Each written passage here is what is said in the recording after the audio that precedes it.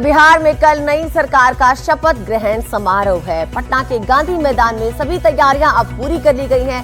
सूत्रों ने एनडीटीवी से बताया कि कल मुख्यमंत्री के साथ करीब 20 मंत्री शपथ लेने वाले हैं।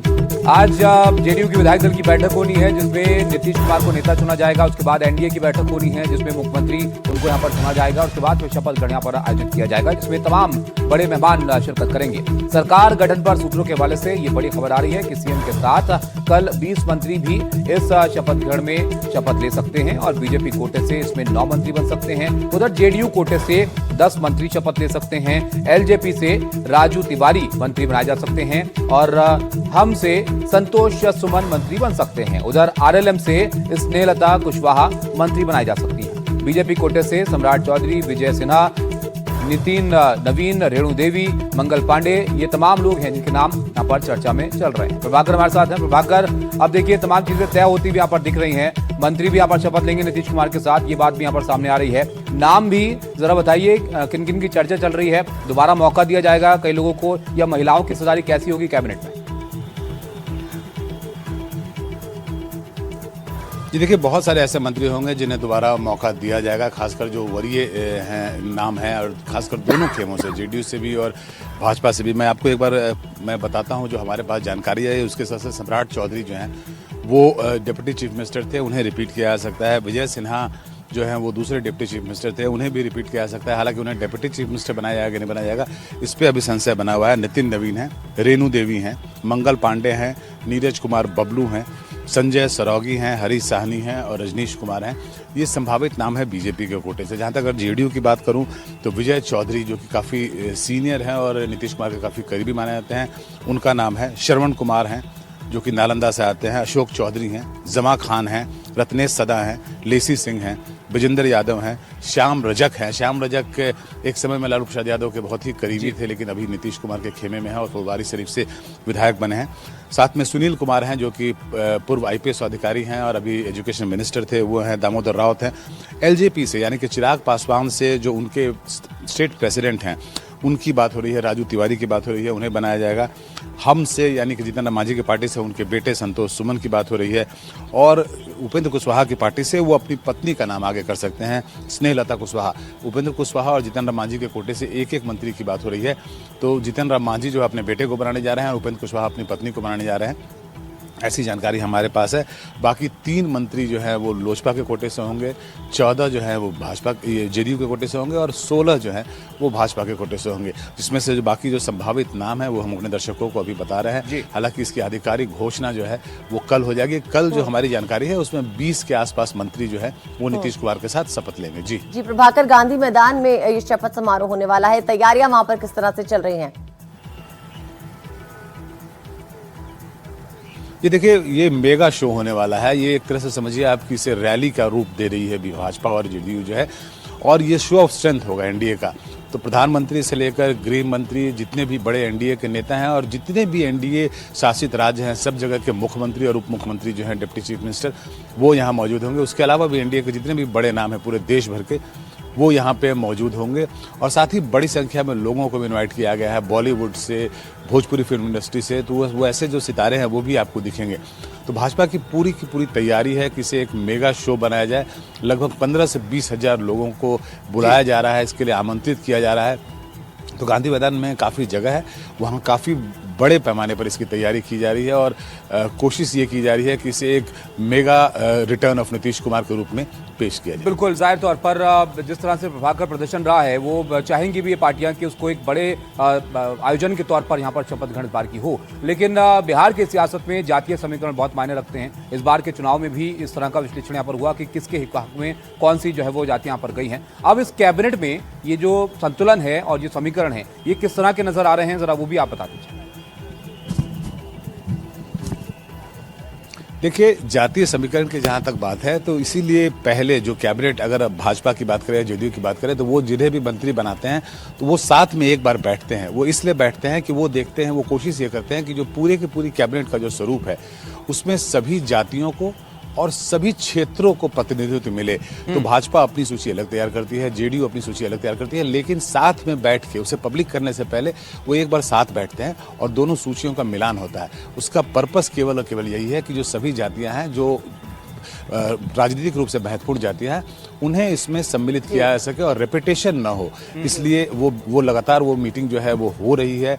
जितने भी संभावित नाम हैं उनके साथ में जो भाजपा और जदयू के जो सेकंड टियर के जो नेता हैं वो बैठ रहे हैं, बैठ के उन सूचियों का मिलान कर रहे हैं, ताकि सभी जो जाति हैं, चाहे वो पिछड़े हों, चाहे वो दलित हों, चाहे वो उच्च जाति के लोग हों, सबको जो है एक प्रतिनिधित्व मिल सके और क्षेत्रवार भी वो देखते हैं कि जो भी है, चाहे वो सीमांचल का इलाका हो, समारोह में शामिल होंगे।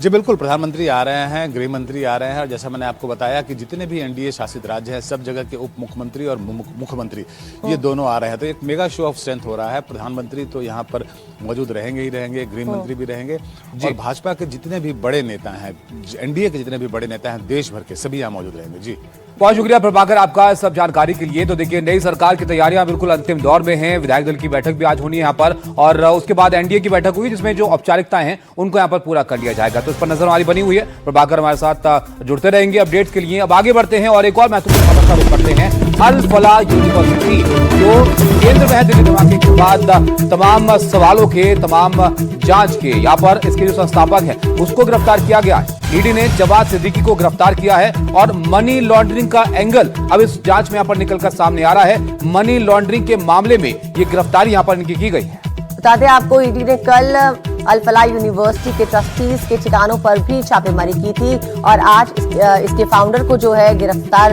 कर लिया गया है। साथ ही कल रात साकेत कोर्ट में उनकी पेशी भी हुई थी और उनको रिमांड पे लिया गया है। दिल्ली धमाके के बाद टेरर फंडिंग को लेकर इस मामले में जांच की जा रही है। ईडी ने अल फलाह यूनिवर्सिटी के कई ठिकानों पर छापेमारी की और इस दौरान ईडी ने 48 लाख रुपए नकद, कई डिजिटल डिवाइस, अहम दस्तावेज जब्त किए। ईडी की जांच में ये भी पता चला कि कई बड़े पैमानों पर फंड की हेराफेरी हुई है और ट्रस्ट में आने वाला पैसा परिवार की कंपनियों में ट्रांसफर किया गया है। साथ ही साथ एक और बड़ी खबर आ रही है, आपको बता दें, जवाद सिद्दीकी की साकेत कोर्ट में कल रात को पेशी हुई। जवाद को ईडी ने कोर्ट में पेश किया। जवाद को 13 दिन की ईडी रिमांड पर भेजा गया है।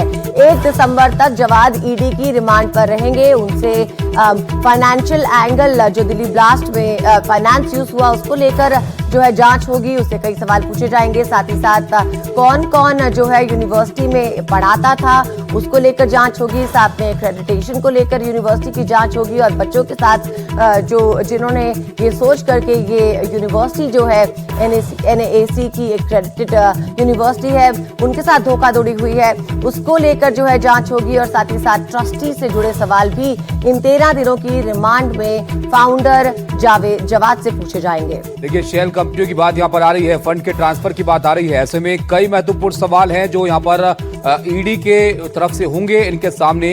अब ये 1 तारीख तक की, 1 दिसंबर तक की ईडी की रिमांड यहाँ पर मिली है जवाद को। अब सवाल ये है कि ये यूनिवर्सिटी, एक कॉलेज से इतनी बड़ी यूनिवर्सिटी कैसे हो गई, अपनी यहाँ पर कहां से मिली, और जमीन के अलीगढ़ होने का सवाल है। एक बहुत बड़ी खबर आपको बताएं, अल फलाह यूनिवर्सिटी के खिलाफ एक्शन अब तेज होता हुआ दिख रहा है। विश्वविद्यालय में चल सकता है बुलडोजर, प्रशासन यहाँ पर एक्शन ले सकता है। विश्वविद्यालय के जमीन अधिग्रहण में गड़बड़ियां मिली हैं और अवैध भूमि पर बिल्डिंग यहाँ पर बनाई गई है। ऐसे अब यहाँ पर बातें सामने आ रही हैं, जिसके बाद ये एक्शन की संभावना यहाँ पर नजर आ रही है।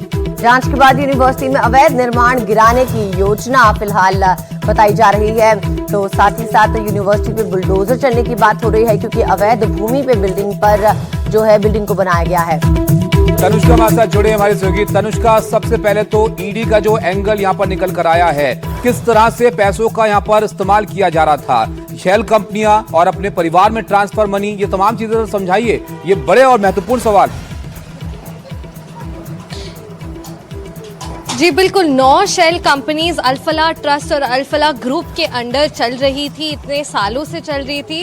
हमें पता है कि अल फलाह यूनिवर्सिटी के जो फाउंडर है जावेद अहमद सिद्दीकी, उनको इन्फोर्समेंट डायरेक्टरेट ने अरेस्ट कर लिया है और 13 दिन की रिमांड में भी उनको भेज दिया है, यानी कि इन्फोर्समेंट डायरेक्टरेट की कस्टडी में। अब फाइनेंशियल इरेगुलरिटीज़ की अगर हम बात करें तो ये सामने आ रहा है कि इतने सालों में अल फलाह यूनिवर्सिटी और जो पूरा ग्रुप है उसने फॉल्सली यानी कि बिना कोई बेसिस के काफ़ी प्रॉफिट्स बनाए हैं फॉल्स एक्रेडिटेशन पर, यानी कि हर यूनिवर्सिटी का जो एक सैंक्शनिंग होता है और एक सर्टिफिकेशन होता है वो ये फॉल्सली एडवर्टाइज कर रही थी कि ये नैक अप्रूव थी, पर ये केस नहीं था अल्फला यूनिवर्सिटी के केस में, जिसके कारण 450 करोड़ तक के फाइनेंशियल इरेगुलरिटीज और प्रॉफिट्स दिखाए गए हैं, जो इन्फोर्समेंट डायरेक्टरेट के सूत्रों से हमें पता चल रहा है। और हमें ये भी पता है कि अंदर प्रेमिसेस में भी कई ऐसे सारे बिल्डिंग्स हैं, केटरिंग के भी कॉन्ट्रैक्ट्स है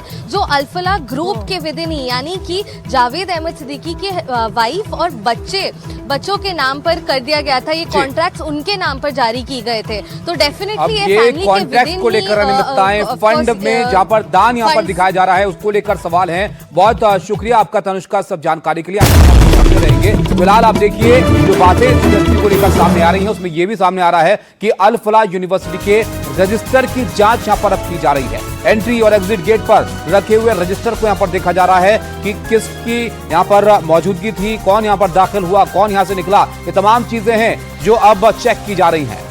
स्पेशल सेल क्राइम ब्रांच ने रजिस्टर की जांच की है। अंदर आने वाले और बाहर जाने वालों की खासकर जांच की जा रही है और संदिग्ध आतंकियों की एंट्री और एग्जिट यहां पर खंगालने की कोशिश की जा रही है। तो एक बड़ी खबर अल-फलाह यूनिवर्सिटी से, जहां पर रजिस्टर की जांच की जा रही है। एंट्री और एग्जिट गेट पे जो रजिस्टर रखा गया है उसमें ये खंगालने की कोशिश की जाएगी जो आतंकी 4 पुलिस की गिरफ्त में हैं, उनकी एंट्री और एग्जिट के टाइमिंग्स क्या रहे हैं, वो कब आते थे, कब जाते थे, और स्पेशल सेल क्राइम ब्रांच इस रजिस्टर की जांच कर रहा है। तो दिल्ली स्पेशल सेल जो है अब इस केस से जुड़ा ही हुआ है। साथ ही अल-फलाह के फाउंडर जो है वो हिरासत में ले लिए गए हैं, 13 दिन की रिमांड पर है और अब जांच का दायरा बढ़ाया जा रहा है। रजिस्टर जो आने जाने वाले लोगों का है उसकी भी जांच की जा रही है।